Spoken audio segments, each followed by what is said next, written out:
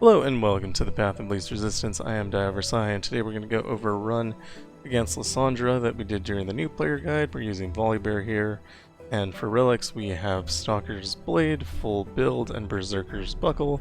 The idea behind Full Build is you get overwhelmed as soon as you play Volibear. Oftentimes you have to wait until he levels up for that to happen, which is at least one round. Berserker's Buckle is protection against Lissandra's Ice Shards. Whenever you take damage, he'll get +2/+2, so that'll stop that from happening. And Stalker's Blade is just removal, it's very good. It also usually Volibear dropping is strong enough to remove a unit, which will create extra Sigils of the Storm, in addition to his normal power, constellation power that strikes whenever you play a Titanic unit. So you're just doubling up on that. Here is a choice between Twisted Fate, who I think is a really good card, but he dies really easily, Tom Kench, who does nothing, and Jack with double attack. And I decided to take the Jack with double attack because of double attack. Barnacles also has Mysterious Portal, which will put some units on the board if we draw it, which is fine. We get Perfected Manaflow here, which is a win. It makes everything so much faster. So, yeah, I mean, once that happens, considering that Volibear plays at the higher end of attacks, you basically know that you're going to win the game when you have Perfected Manaflow, in my opinion. And then we see Tiana Crownguard as a Poro, so that's 1/1, and when summoned gives Rally. That's incredible, and we pick that up. We also picked up Farsight Alteration on Tarkaz, which means that when we start, he'll be in our hand. We'll be able to play him on round 2, and that'll start the chain of Sigils of the Storm, which will give us tons of cost reduction on all the other cards we play. So that'll be good. Zephyr Sage is one of the hardest starters. If he targets his... If he has very few cards in his hand that are low cost, the units will get enormous. So right now we have like 2 5/4s and a 2/1. On the next round they could potentially be 8 7s, and yeah, it just gets out of control really quickly.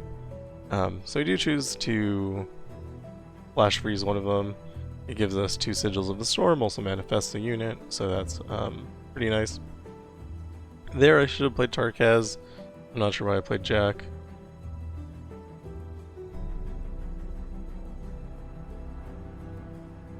And as you can see, he has a very giant board. We drop Tarkaz to remove one of the units. Icevale Archer as a defensive maneuver. Good job targeting the Green Glade Scout. That makes it so that they don't cost reduce any more cards in their hand.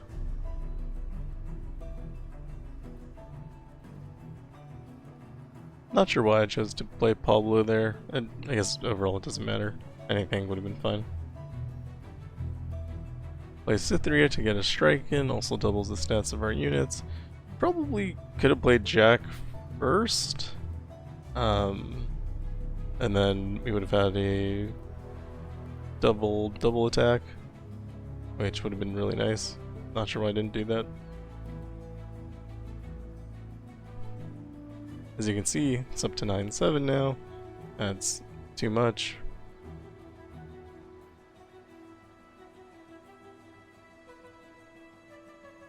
And Zephyr Sage just keeps manifesting the lowest cost unit, I think, and makes it stronger every time, so can be quite problematic if you don't have a lot of defenders. Here we block so that we can remove as many of their units as possible while keeping as many of ours alive as possible. And we drop Volibear.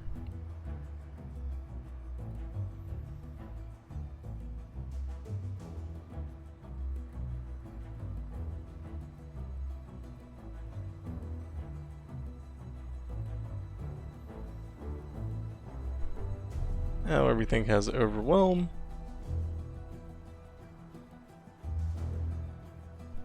Attack with everything. Many of our units will die in this process, but because we challenged, we have enough damage to just win the game. So it doesn't matter if you have units if the game is won.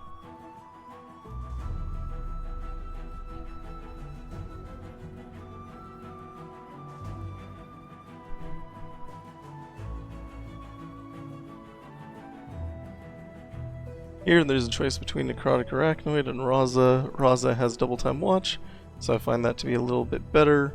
He also can kill 2 units when he's played, so if we end up not getting Vestige of Helia, then he'll be able to remove 2 thralls towards the end of the game, which is nice, but if we get Vestige of Helia, then he becomes more or less useless.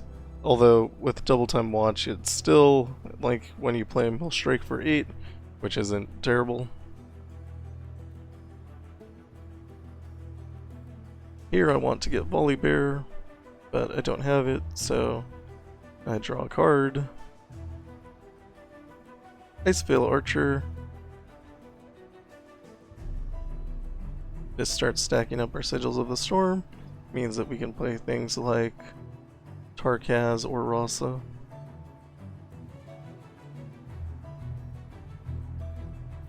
There, in my opinion, I should have played Avalanche. It would have removed every unit and given me a bunch of Sigils of the Storm, but I decided to play Rasa instead.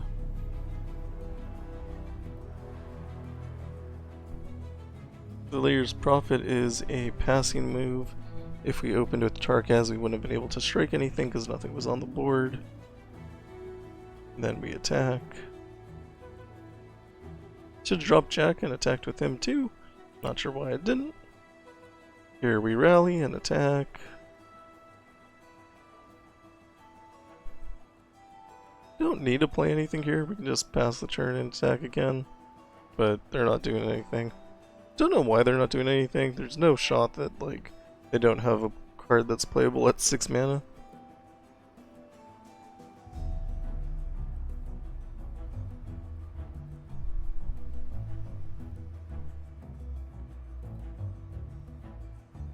Here I take Bull Elnut because it only costs 2.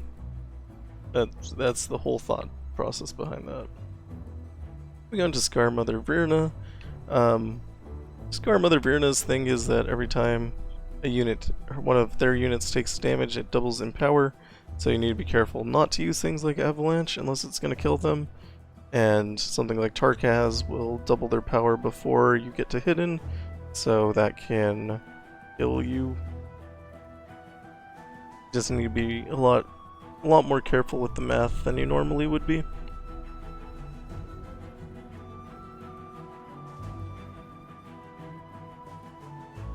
Here I'm just trying to block. I know whatever I put down is gonna die.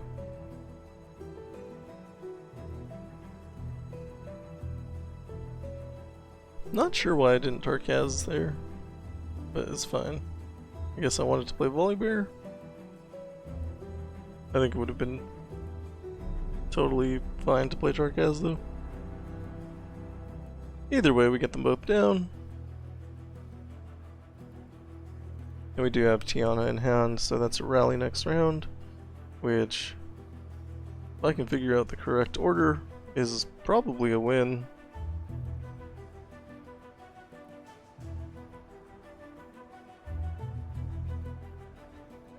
Here the eye's not working. I think because it doesn't know where Volibear's abilities are gonna go, but there's only 3 targets, so it's gonna hit each one of them. The 2 units on the Nexus. I think here it would probably have been fine to play Babbling Berg and then drop another unit, and then attack, and I think that would have been a win on that round. Instead of this, which is a win the next round, which is fine, but I think I could have won a round earlier.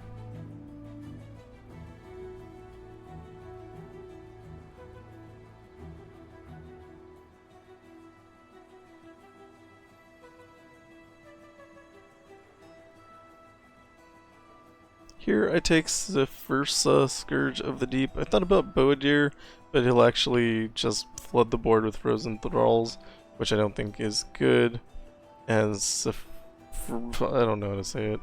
That card can make extra things, which sounds fun. And here, Bloodletter's Veil is really good on tough units, and so we have the opportunity to put it on a couple of tough units. This gives us a little bit of extra scaling, and it doesn't hurt at all. It's just positive. At the Ethereal Remitter, we do want Vestige of Helia. This prevents us from getting frostbitten. It prevents Buried in Ice, which are generally the two ways you lose the game here. And I see Dreamwoven Spirit, so I take it. That'll give us an extra strike most of the time when we play a unit. Anything Titanic will get an extra strike. Since they're ephemeral, they will die when they do that strike though, so that is something to consider. Drop Bull Elnuck, trying to get them to block. They don't. They dropped on Scarred Reaver because it can scale up.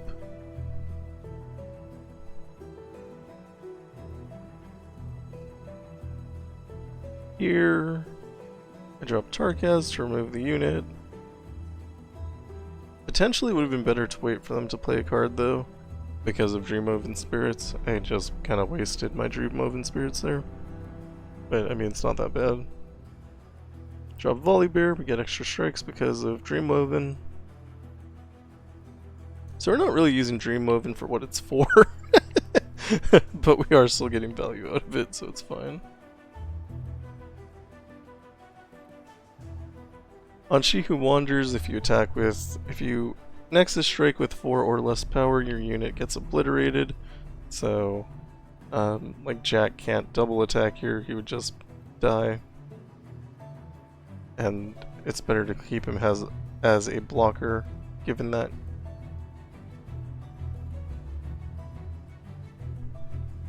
Wrath of the Freljord comes down.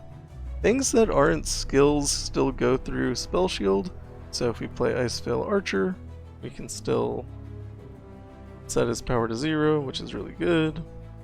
And we Flash Freeze here so that we can manifest a card.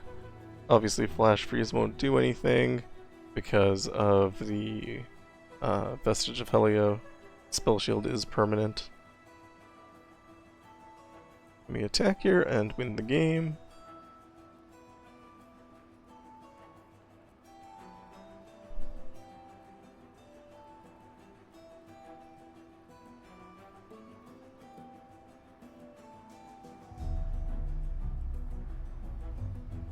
Here I take Barnacles. I thought about the 1,000-tailed, but I decided that I could get rid of the Barnacles at the Mind Meld, and then that was valuable to me.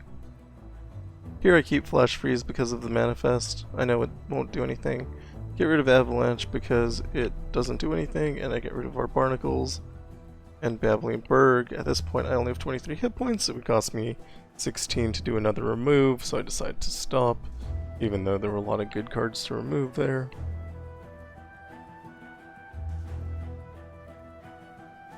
Mirror Mage can do a lot. It's good to remove your Mirror Mage or their Mirror Mage rather, as soon as possible.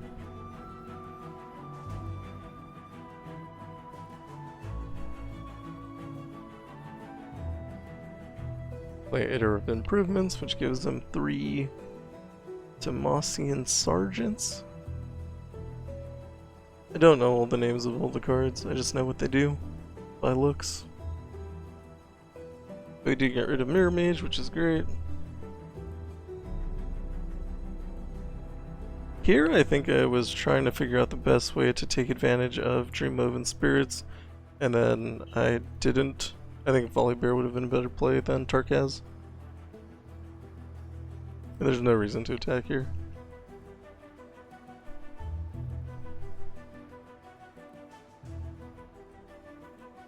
Play Jack here as a passing move, so that they can drop another card. I would like an extra card, so I play Invocation as a passing move. And now we can drop Volibear, he'll be able to remove, I guess, only 2 of the units.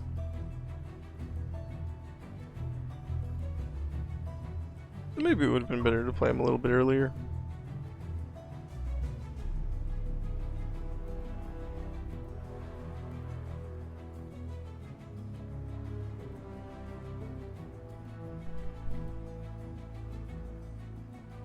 So I think the correct thing here to do is either flash freeze or play Raza.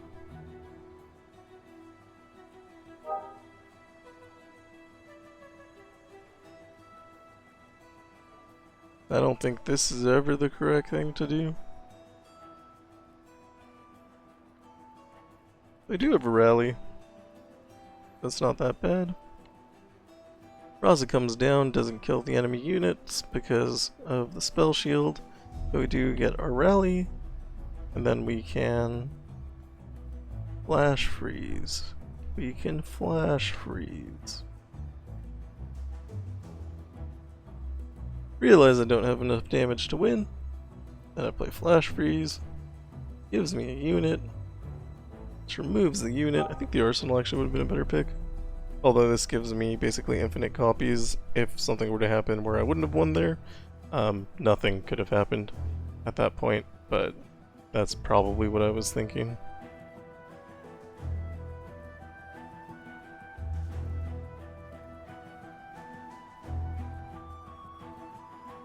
So here I thought about taking Tarkaz with cost reduction, but Eternal Gladiator is actually just better. Comes with barrier, costs the same amount. Yeah, and strikes enemy units at the end of the... I decide that Anivia with All Things Grow Cold is easier than Ornn.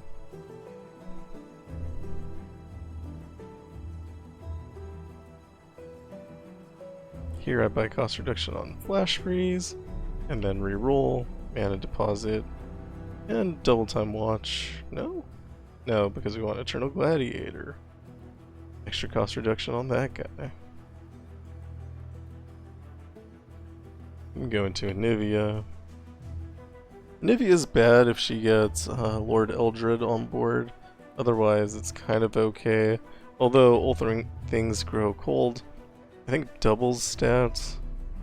So that's kind of difficult. It also gives them Fearsome, which makes them hard to block.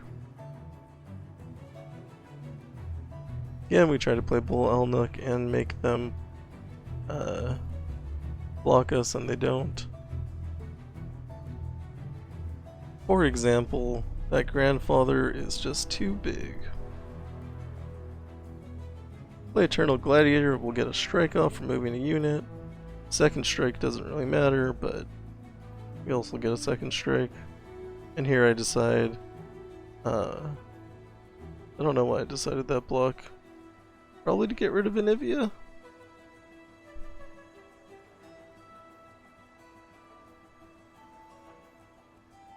My opinion, we want to play something as a passing move.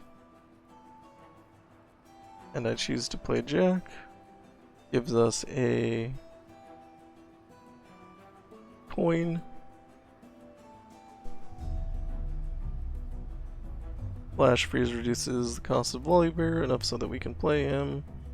And we have Iceveil Archer to reduce that power to 0 from 22.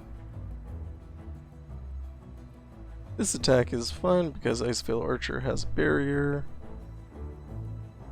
You rally, we attack again, this time leaving off Iceveil Archer because he does not have barrier and he would die.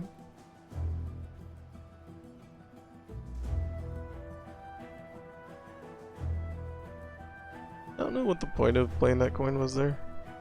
I think I was hoping to be able to play something else.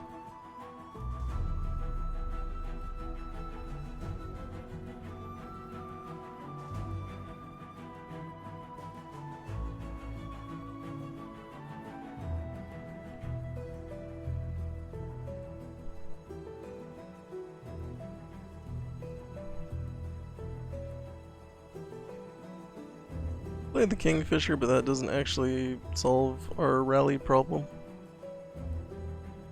But it's fine, because we kill their units, and if they can't do anything, we win the game.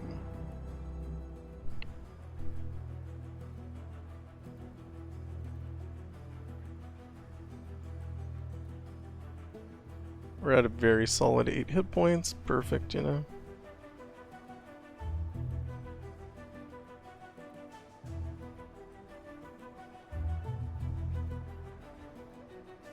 Here I take Quick Strike Blade on Volibear, which is dangerous, but it's also an extra copy of Volibear, so it's probably fine. And we purchase healing, because we don't want to be at 12 hit points going into Lissandra. You just die to Ice Shards if you do that. Not to mention that most of her units have overwhelm. I actually don't think it's necessarily bad if I'd kept both copies of Rasa there. Play Bull Elnook. Think about attacking and getting Lissandra to block, but I decide I want to be defensive instead. This round we're dropping Eternal Gladiator.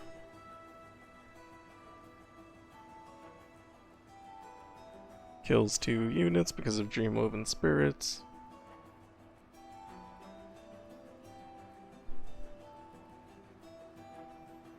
And then at the end of the round, it'll strike and get rid of the other unit.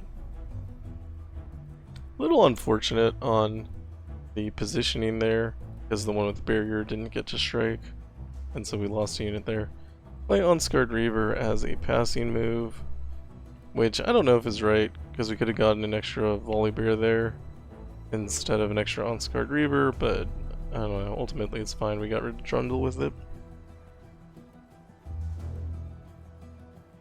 I could have played more cards there, not sure why I didn't. Like Tarkaz in particular, probably would have been good. Might have been trying to save them to use to remove these units later. That's actually pretty important.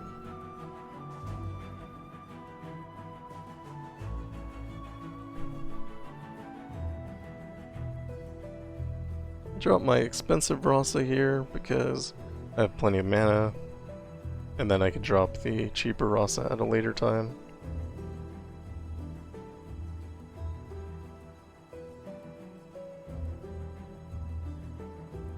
Here we attack. It's not quite enough to win, but if we don't do this now, they could probably drop a unit, which would make it harder to win anyway, so overall it's probably going to end up being a wash. Or it could be negative for me if their unit was better. We flash freeze for the manifest. Take the Kingfisher, which does give us rally. If we can play Jack, we can't yet because of Lissandra's power that makes it so your cards cost more. And here we get Tiana, which is also a rally, which is fine. Then we attack, and we win the game.